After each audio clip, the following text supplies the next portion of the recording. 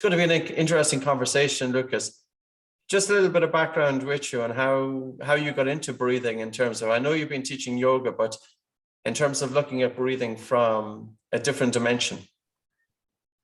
Yeah. Thanks for having me here, Patrick. Great to reconnect after all these years. I got both your books up on my shelf here, so great to chat with you.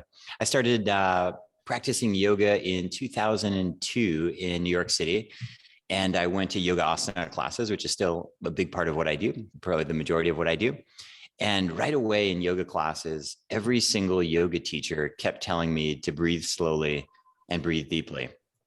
And that sounds good. It's kind of like when you're trying to lose weight and they tell you to like exercise more and eat less, or when you're trying to save money or trying to, put together a retirement account and they say like, spend less and earn more. It's like, oh, okay. Like, yes, that sounds good. But what the heck does that mean? And I really couldn't get any answers. And every single yoga teacher I talked to, I was in New York City at the time, every single teacher I talked to, every time I talked to them about the breath, they would be so adamant. Yes, yoga is breath. Without breath, there's no yoga.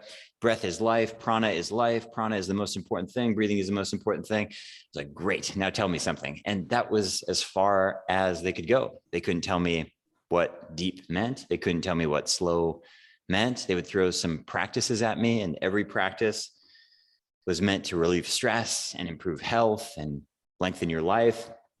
I got hyperbolic pretty quickly, and I really just never lost my interest in it because I definitely felt it viscerally. I knew that it was effective, but I really wanted to know more. In the same way, like with food or like with other things, you want to understand on a deeper level.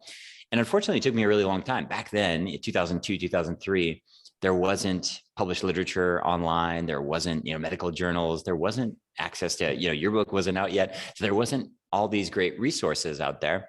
And so it took quite a long time, but I was fortunate by 2003 to 2004, I got involved with a yoga teacher who was really obsessed with breath. And he had a teacher from India who had been teaching breath for a long time. And so even though I didn't learn the science of breathing till quite a bit later, at least I got really indoctrinated into some very specific methodologies.